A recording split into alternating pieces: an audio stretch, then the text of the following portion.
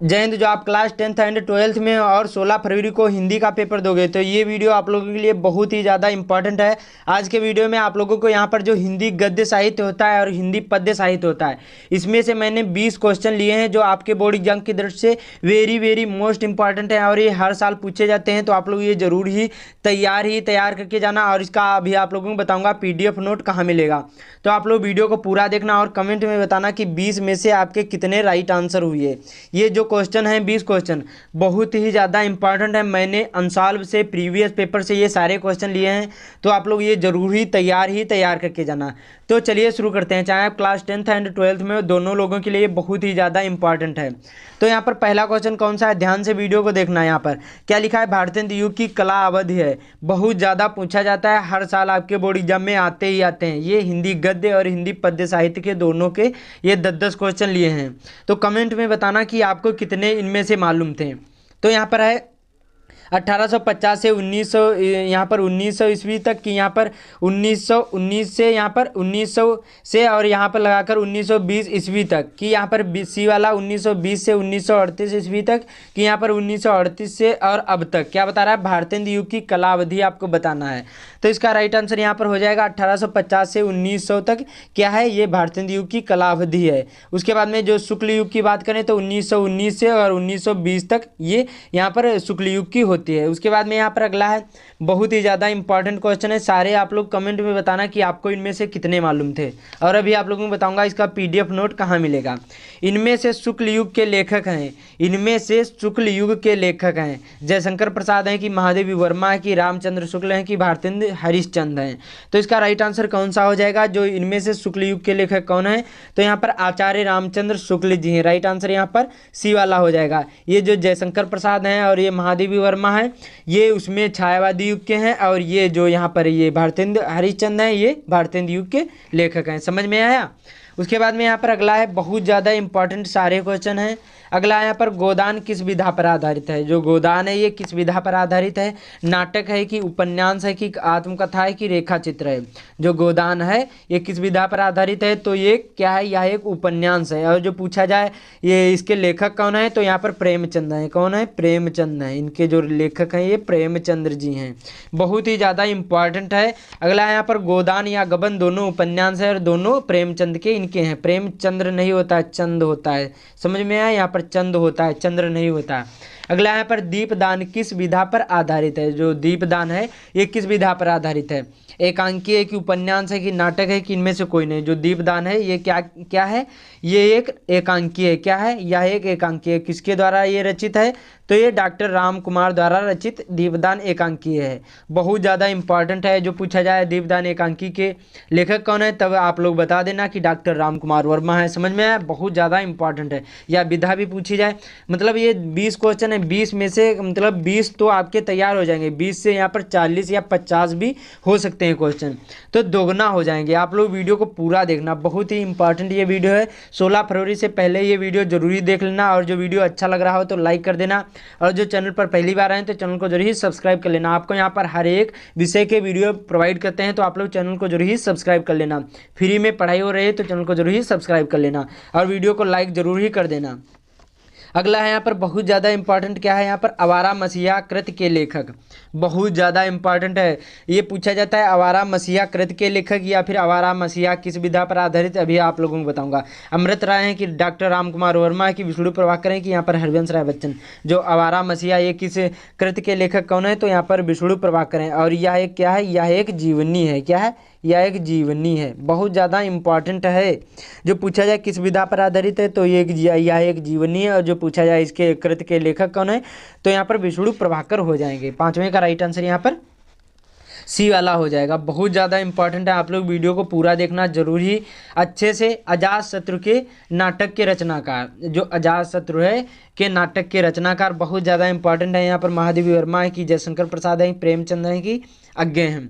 Comment में बताना कि आपको इनमें से कितने मालूम थे। जो अजातशत्रु के लेखक या के नाटककार कौन है, तो यहाँ पर जयशंकर प्रसाद हैं। बहुत ज़्यादा इंपॉर्टेंट है। अजातशत्रु हो गया या स्कंदगुप्त हो गया, ये सभी क्या है, ये जयशंकर प्रसाद की यहाँ पर नाटक हैं। अगला है बहुत ज़्यादा इंपॉर्टेंट, बाण भट्ट की आत्मकथा के लेखक। बहुत ज़्यादा पूछा गया, प्रेमचंद है, जयशंकर प्रसाद हैं कि अमृत राय हैं कि यहाँ पर हजारी प्रसाद द्विवेदी हैं। तो जो बाण भट्ट की आत्मकथा के लेखक कौन है, तो हजारी प्रसाद द्विवेदी जी हैं। और जो पूछा जाए ये किस विधा पर आधारित है, तो यह एक आत्मकथा, ये आपको ध्यान रखना, बहुत ज़्यादा ये इम्पॉर्टेंट है। जो पूछा जाए किस विधा पर आधारित है, तो ये एक आत्मकथा है। उसके बाद में यहाँ पर अगला है शिक्षा और संस्कृति के लेखक, बहुत ज़्यादा इंपॉर्टेंट है। आप लोग कमेंट में बताना कि 8वें का राइट आंसर कौन सा हो जाएगा बिना चीटिंग किए। तो शिक्षा और संस्कृति के लेखक कौन है, तो डॉक्टर राजेंद्र प्रसाद हैं। कौन है, डॉक्टर राजेंद्र प्रसाद जी हैं। बहुत ज़्यादा ये इम्पॉर्टेंट है क्वेश्चन, तो आप लोग वीडियो को पूरा देखना, वेरी वेरी मोस्ट इंपॉर्टेंट। ये यहाँ पर 8 क्वेश्चन है, अभी और सारे बताने वाले हैं, तो आप लोग वीडियो को पूरा देखना, अच्छे से वॉच जरूर करना। 16 फरवरी से पेपर, ये जरूर ही पहले देख लेना वीडियो, क्योंकि ये बहुत ज़्यादा इम्पॉर्टेंट सारे क्वेश्चन हैं। तो यहाँ पर अगला है बहुत ज़्यादा इंपॉर्टेंट, क्या है, परमाल रासो रचना के कवि हैं। जो परमाल रासो ये रचना के कवि कौन है, जगनीक हैं कि नल सिंह है कि मधुकर हैं कि केदार भट्ट है। जो या फिर पूछा जाए परमाल रासो किस मतलब काल की रचना है, तो ये आदिकाल की रचना, ये आपको ध्यान रखना है।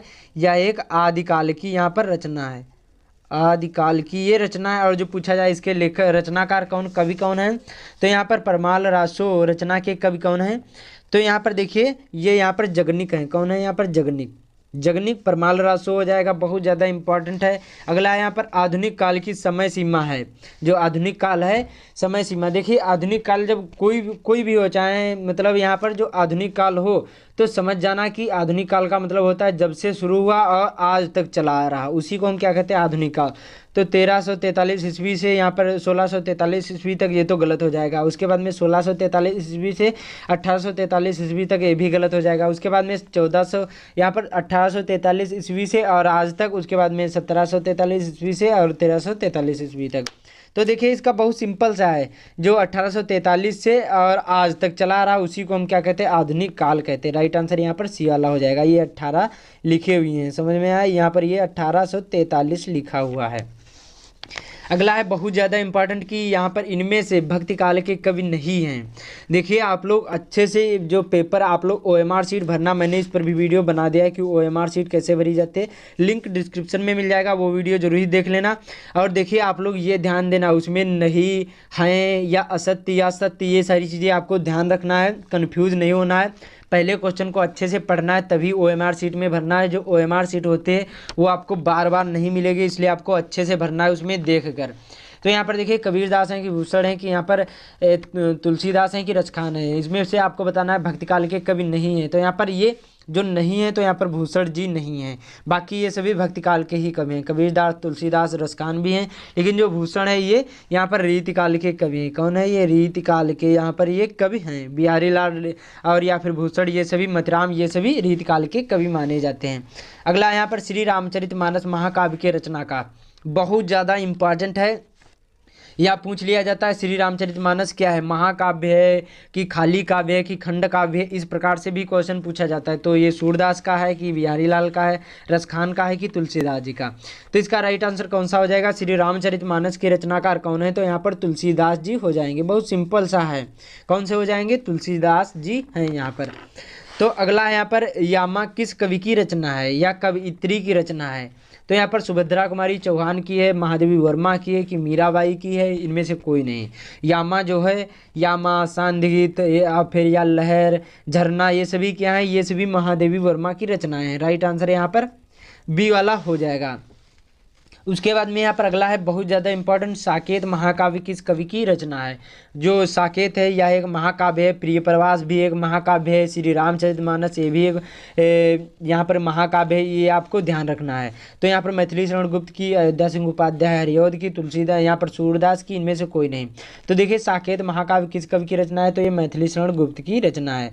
और जो यहाँ पर प्रिय प्रवास है वो अयोध्या सिंह उपाध्याय, हरिऔध की। जो प्रिय प्रवास है ये अयोध्या सिंह उपाध्याय की है, प्रिय प्रवास ये अयोध्या सिंह उपाध्याय हरिऔध की महाकाव्य है। समझ में आए। उसके बाद में जो पूछा जाए यहाँ पर साकेत किसकी है, तो मैथिली शरण गुप्त की, ये आपको ध्यान रखना। 14वें का राइट आंसर यहाँ पर ए वाला हो जाएगा। अगला यहाँ पर तार सप्तक के संपादक कौन है, बहुत ज़्यादा पूछा गया है। अज्ञेय हैं कि प्रेमचंद है, डॉक्टर राम कुमार वर्मा की, इनमें से कोई नहीं। जो तार सप्तक के संपादक कौन है, तो यहाँ पर अज्ञेय जी हैं। और जो प्रथम तार सप्तक का संपादन कब हुआ था, तो 1943 ईस्वी में हुआ था, और दूसरे का हुआ था 1952 ईस्वी में, ये आपको ध्यान रखना है। प्रथम संपादक कौन है? अज्ञेय जी हैं। और अज्ञेय का पूरा नाम क्या है? सच्चिदानंद हीरानंद वात्स्ययन अज्ञेय। ये भी आपके बोर्ड एग्जाम में पूछ लिया जा सकता है। तो बहुत ज़्यादा इंपॉर्टेंट ये वीडियो है। अब उसके बाद में अगले क्वेश्चन की ओर चलते हैं। ध्यान से वीडियो को देखना, आप लोग स्किप भी मत करना है, अच्छे से बताना और कमेंट में बताना कि आपको इनमें से कितने मालूम थे क्वेश्चन। अगला है यहाँ पर परशुराम की प्रतीक्षा के रचनाकार हैं, बहुत ज़्यादा इंपॉर्टेंट। रामधारी सिंह दिनकर हैं कि अज्ञेय हैं कि जयशंकर प्रसाद हैं कि धर्मवीर भारती हैं? तो इसका परशुराम की प्रतीक्षा के रचनाकार कौन है? तो यहाँ पर जो कौन से हो जाएंगे परशुराम की प्रतीक्षा के रचनाकार? तो यहाँ पर रामधारी सिंह दिनकर, ए वाला इसका राइट आंसर हो जाएगा। बहुत ज़्यादा इंपॉर्टेंट है। उसके बाद में यहाँ पर अगला है चिदम्बरा के रचयिता हैं कौन है? मैथिली शरण गुप्त हैं, सुमित्रा नंदन पंत हैं कि जयशंकर प्रसाद हैं कि प्रेमचंद हैं? तो देखिए चिदम्बरा के जो यहाँ पर रचयिता कौन है? तो सुमित्रा नंदन पंत हैं। चिदम्बरा हो या फिर लोकायतन हो, ये सभी क्या है? ये यहाँ पर लोकायतन, ये सभी सुमित्रा नंदन पंत की ही रचनाएं हैं। ये दोनों बहुत ज़्यादा इंपॉर्टेंट, लोकायतन या चिदम्बरा बहुत ज़्यादा आपके बोर्ड एग्जाम में पूछी गई हैं। अगला है यहाँ पर बसुआ गोविंदपुर गांव किस कवि से संबंधित है? ये भी बहुत ज़्यादा इंपॉर्टेंट है। ये आप लोग कमेंट में बताना, मैं आप लोगों को नहीं बताऊंगा। 18वें का राइट आंसर कौन सा हो जाएगा? बिहारी लाल को होगा कि सूरदास का होगा, तुलसीदास जी का होगा कि रसखान का? एक क्वेश्चन इसी प्रकार से भी आपके बोर्ड एग्जाम में पूछा जा सकता है।